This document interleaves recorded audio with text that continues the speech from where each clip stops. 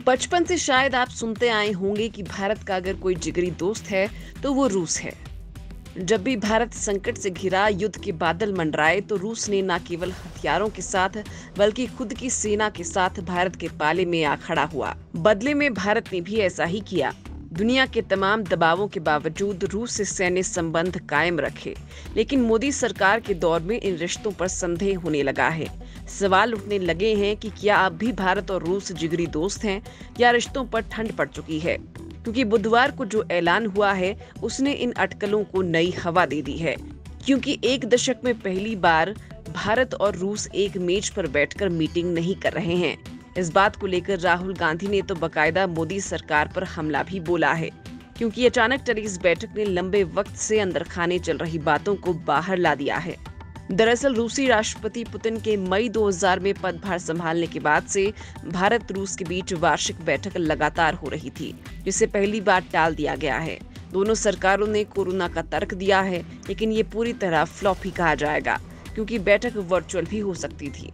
खुद प्रधानमंत्री मोदी हाल ही में कई वर्चुअल अंतर्राष्ट्रीय समिट में शरीक हुए हैं। वार्षिक बैठक टलने पर भारत के विदेश मंत्रालय के प्रवक्ता अनुराग श्रीवास्तव ने बयान जारी कर स्पष्टीकरण दिया है कि वार्षिक बैठक को रद्द करने का फैसला पारस्परिक सहमति से लिया गया है। इसे लेकर किसी भी तरह की अटकलबाजी में भ्रमित करने वाले और उनमें कोई सच्चाई नहीं है। दोनों देशों के रिश्ते बेहद अहम हैं और इसे लेकर किसी भी तरह की फर्जी न्यूज स्टोरी फैलाना एक गैर जिम्मेदाराना रवैया है।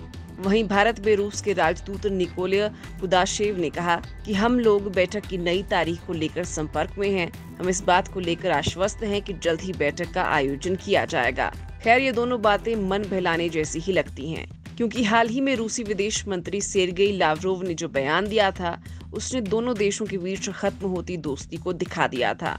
लावरोव ने क्वाड गुट पर सख्त टिप्पणी की थी और कहा था कि भारत को चीन के खिलाफ पश्चिमी देशों की लगातार आक्रामक और छलपूर्ण नीति में एक मोहरा बना रहे हैं।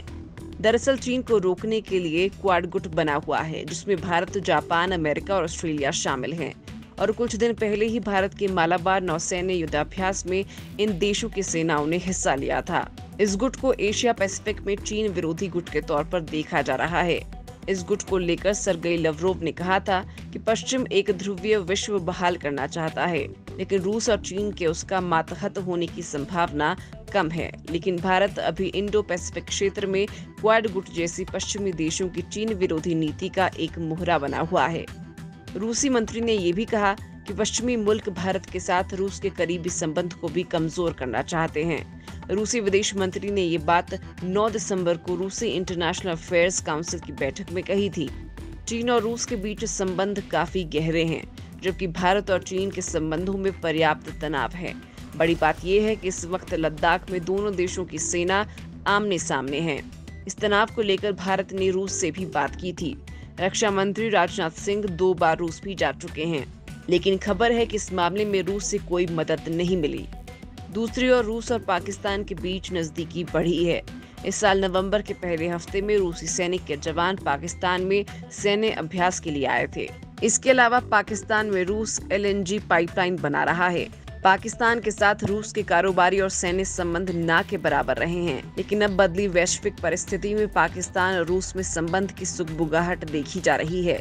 चीन की सैन्य आक्रामकता के कारण भारत को अमेरिका के करीब जाना पड़ा है, तो पाकिस्तान के अमेरिका से संबंध ऐतिहासिक रूप से खराब हुए हैं। पाकिस्तान का चीन सदाबहार दोस्त है। ऐसे में पाकिस्तान चीन के साथ रूस भी जाता है तो भारत के लिए चिंतित होना स्वाभाविक है।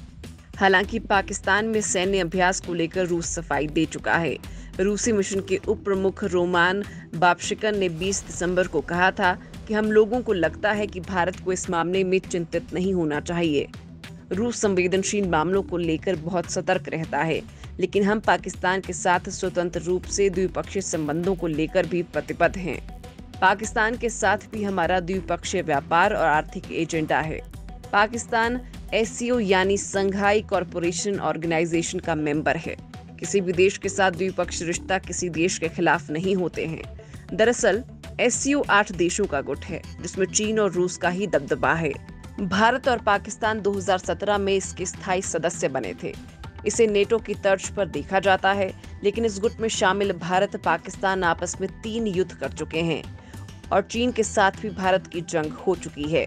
भारत के पाकिस्तान और चीन के साथ रिश्ते कभी विश्वासपूर्ण नहीं रहे हैं, लिहाजा इस गुट में भी तनाव साफ तौर पर देखा गया है। नतीजा ये रहा कि ये कोई मजबूत वैश्विक संगठन नहीं बन पाया है। भारत अपनी रक्षा जरूरतों के लिए रूस पर निर्भर है।